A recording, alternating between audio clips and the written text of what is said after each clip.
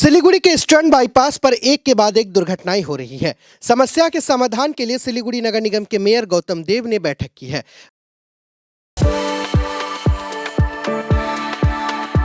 We are the dreamers, the achievers, and the leaders. Come, join us today. दरअसल eastern bypass पर एक के बाद एक हादसों में आम लोगों की जान जा रही है। सोमवार देर रात भी एक हादसा हुआ है। इस समस्या के समाधान के लिए आम जनता और विपक्षी दल भाजपा ने समय समय पर सड़कों पर उतरकर विरोध प्रदर्शन किए हैं।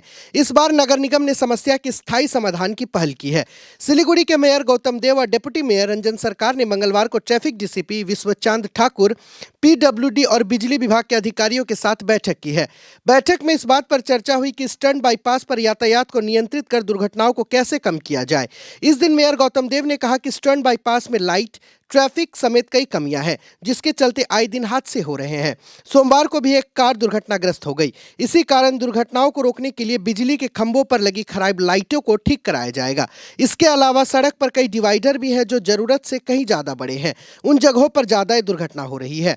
उन डिवाइडरों को थोड़ा छोटा किया जाएगा। 30 जनवरी को ईस्टर्न बाईपास का निरीक्षण किया जाएगा, फिर इस पर काम शुरू कर दिया जाएगा। आज के আমরা এই ইস্টার্ন বাইপাস আমরা 4 লেনিং করেছিলাম পিডব্লিউডি ডিপার্টমেন্টকে হ্যান্ডওভার করার পর, এবং 64 পেয়ার লাইট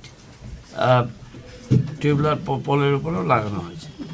কিন্তু ওখানে মাঝে মাঝে অ্যাক্সিডেন্ট হচ্ছে। কিছুদিন আগেও আমাদের একজন সতীর্থ অ্যাডভোকেট তার সন্তান হারা হয়েছে। তার আগেও জলেশ্বরী বাজারে ওখানে গাড়ি ঢুকে গেছিলো দোকানের মধ্যে।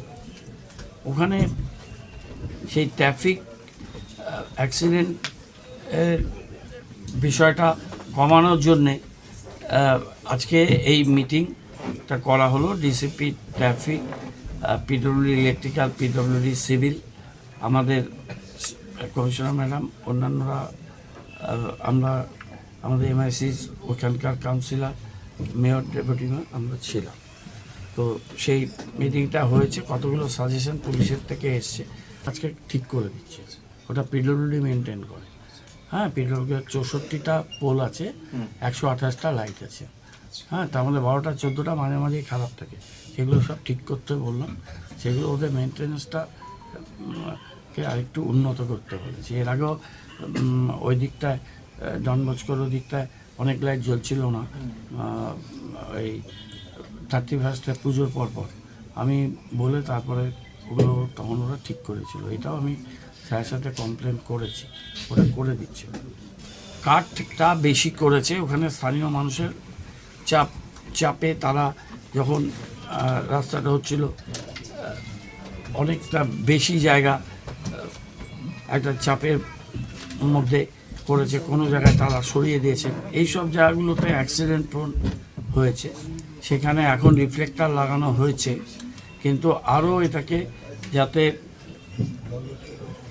অ্যাক্সিডেন্টাল সেফ রাস্তা হয় তার জন্য 30 তারিখে জয়েন্ট সার্ভে হবে। পুলিশ, ট্রাফিক, পুরসভা, পিডব্লিউডি।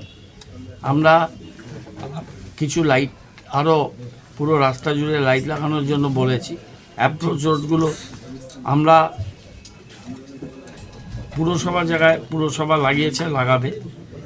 পঞ্চায়েতের জায়গা জিপি ডাবগ্রাম 2 আমাদের বিরোধীদের আছে, তারা কিছু করে না, তাদের এমএলএও কিছু করে না, এমপিও কিছু করে না। ওইখানে 60 লাখ ইন্টু 4, 2,40,00,000 তো পেয়েছে। কটা লাইট লাগিয়েছে, কি করেছে? ডাবগ্রাম ফুলবাড়িতে কোনো কাজ করেনি, এটুকুন বলতে পারি। ওখানে যা উন্নয়ন মমতা ব্যানার্জির লিডারশিপে, যখন আমি ওখানকার এমএলএ আর মন্ত্রী ছিলাম তখন হয়েছে, মানুষ জানে। ওটা নিয়ে তার আমার বলার কিছু দরকার নেই।